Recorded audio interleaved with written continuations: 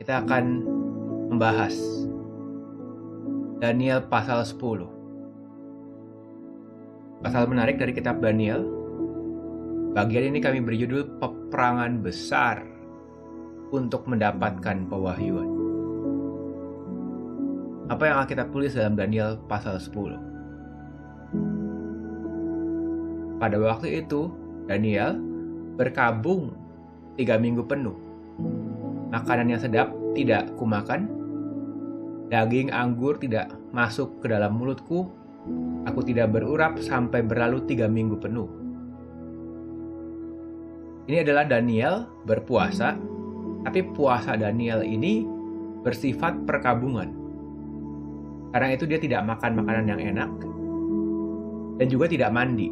Kenapa? Karena ini dalam budaya Israel berhubungan dengan waktu berkabung. Daniel berkabung untuk situasi bangsanya. Kuangkat mukaku, lalu kulihat tampak seorang berpakaian kain lenan, berikat pinggang emas dari Ufas. Daniel melihat penglihatan, kain lenan bicara kain mahal, kain kerajaan, ikat pinggang emas itu juga lambang dari kerajaan. Tubuhnya seperti permata Tarsis, itu lambang kemurnian. Wajahnya seperti kilat cahaya, lambang kemuliaan. Mata seperti suluh, bisa melambangkan kemurnian, bisa melambangkan penghakiman. Lengan kaki seperti kilau tembaga, nah itu melambangkan penghakiman.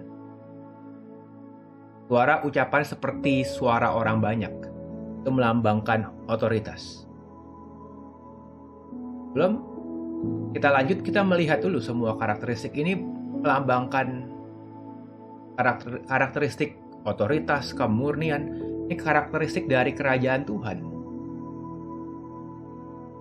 Tapi yang menarik, di Daniel pasal 10, ini ada perbedaan nanti dengan penampakan Yesus di Wahyu pasal 1. Mirip, melambangkan satu sumber, hanya memang ada bedanya untuk menjelaskan bahwa yang Daniel lihat di Daniel pasal 10 ini malaikat, bukan Yesus. Jadi ada bedanya. Saya beritahu dulu dari awal, malaikat adalah pelayan yang menunjuk kepada tuannya. Jadi penampakan malaikat menyatakan kemuliaan Tuhan. Tapi malaikat beda sama Yesus, beda sama Tuhan pastinya. Contoh, baju. Ini baju terlihat lengan dan kaki. Sedangkan jubah panjang kalau Yesus di Wahyu 1. Tubuhnya seperti tembaga dipoles, bahkan di Wahyu 1 tembaga terbaik. Aksesorisnya memakai ikat pinggang emas pada pinggang, sedangkan Yesus memakai ikat pinggang emas pada dada. Jadi semuanya serupa. Satu sumber, satu simbolik yang sama, hanya berbeda. Yesus kemuliaannya jauh lebih besar. Contohnya wajah malaikat seperti kilat. Wajah Yesus seperti matahari, itu melambangkan kemuliaan yang lebih besar. Mata antara obor dengan perapian yang menyala kan beda. Suara antara suara orang banyak dengan suara bunyi sangkakala ataupun air bah, itu suara yang lebih besar daripada suara orang banyak. Ini semua memang simbolik, tapi melambangkan kemuliaan Tuhan, melambangkan kemurnian, penghakiman, tapi beda. Jadi malaikat satu serupa memang, simbolik pakaiannya dan sebagainya, menyatakan Tuhan, menyatakan Yesus. Jadi kita bersyukur karena ada pelayanan malaikat. Tuhan memakai malaikat untuk menyampaikan firman-Nya, untuk menyatakan Tuhan dan firman Tuhan kepada umat-Nya. Lalu malaikat berkata kepada Daniel, "Jangan takut, sebab telah didengarkan perkataanmu sejak hari pertama. Engkau berniat untuk mendapat pengertian. Tuhan mendengar doa dan untuk merendahkan dirimu di hadapan Allahmu. Dan aku datang oleh karena perkataanmu itu." Tuhan mendengarkan doa dan merespon doa umatnya. Tapi ada pemimpin kerajaan orang Persia berdiri 21 hari lamanya menentang aku. Jadi Tuhan mendengar doa dan malaikat diutus. Tapi pemimpin kerajaan Persia, kita tahu ini bukan orang. Ini roh setan di belakang pemerintahan manusia. Jadi ada roh setan di belakang setiap pemerintahan dari Babel, Persia, Yunani, Romawi, dan seterusnya sampai kerajaan akhir zaman.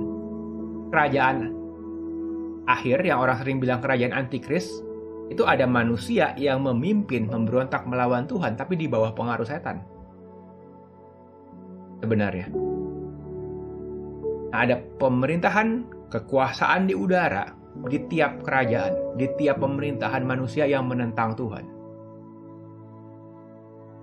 Itu yang menarik. Malaikat datang dan menghadapi tantangan. Tapi kemudian Mikael, salah seorang dari pemimpin terkemuka, Mikael, malaikat yang arti namanya who is like God, siapa yang seperti Tuhan. Itu kalimat kesannya pertanyaan tapi lebih menyatakan Tuhan luar biasa. Tuhan Maha Kuasa, tidak ada yang sama seperti Tuhan. Ingat, malaikat adalah pelayan yang menunjuk, yang menyatakan Tuhannya. Mikael datang menolong aku dan aku meninggalkan dia di sana berhadapan dengan raja-raja orang Persia. Malaikat banyak. Malaikat bukan Mikael doang. Malaikat ada banyak. Hanya nggak disebutkan namanya. Kenapa? Ya karena nggak perlu. Bukan nama-nama malaikat, seluruh keadaan malaikat hanya disebutkan seperlunya.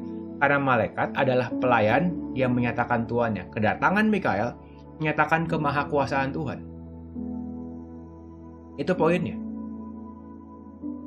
Jadi pelayanan malaikat hanya menyatakan Tuhan. Lalu aku datang untuk membuat engkau mengerti apa yang akan terjadi pada bangsamu pada hari-hari terakhir, sebab penglihatan itu juga mengenai hari-hari itu. Ini poin yang saya mau nyatakan.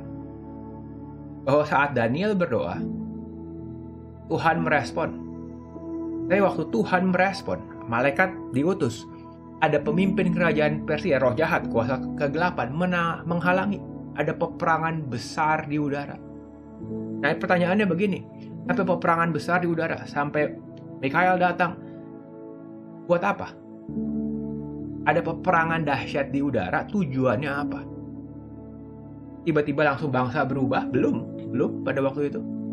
Tapi kenapa ada peperangan besar di udara? Tujuan malaikat datang untuk membuat Daniel mengerti. Jadi ada peperangan besar untuk mendapatkan pewahyuan. Ada peperangan besar. Kita kadang-kadang nggak lihat. Kita seringkali nggak sadar apa yang terjadi di alam roh. Tapi pewahyuan nggak sekedar datang begitu aja. Ada peperangan besar untuk membuat orang mengerti firman Tuhan. Untuk membuat orang mengerti kehendak Tuhan. Ada peperangan besar di belakangnya. Karena itu para pendoa syafaat jangan khawatir atau patah semangat. Karena Tuhan mendengar doa. Karena Tuhan menjawab doa. Karena ada peperangan besar di belakang, tapi Tuhan pasti menang. Jangan khawatir, hanya siap-siap. Karena nggak selalu jawaban doa datang cepat. Karena ada peperangan di udara. Tapi pewahyuan artinya sangat berharga. Untuk orang bisa mengerti, itu sangat berharga. Saya mau ulang lagi ayatnya, mengenal yang Maha Kudus adalah pengertian. Di Amsal, mengenal Tuhan itu pengertian. Untuk orang bisa mengenal Tuhan lalu mendapat pengertian, ada peperangan besar di belakangnya. Kenapa? Alkitab jelas menyatakan, bila tidak ada wahyu, kalau nggak ada pewahyuan, atau kalau nggak ada visi, biarlah rakyat. Kalau bahasa Inggris, King James, people perish. Orang binasa. Kalau tidak ada pewahyuan. Kita butuh Tuhan membuka mata kita. Mengerti firman Tuhan. Kita butuh jemaat diisi sama firman Tuhan yang murni. Kita butuh orang mengerti keadaan sekarang. Kalau nggak binasa. Ada peperangan besar untuk mendapat pewahyuan. Mari hargai pewahyuan yang ada. Mari bertekun dalam doa. Mari mencari Tuhan lebih lagi. Tuhan akan lebih lagi bukakan pengertian bagi umatnya. Tuhan akan lebih lagi bukakan pengertian bagi umatnya di akhir zaman. Ada peperangan besar di belakangnya, tapi ada kemuliaan besar di balik setiap pewahyuan yang kita terima. Mari terus merindukan Tuhan. Karena dalam berbagai keadaan, Tuhan bertahta.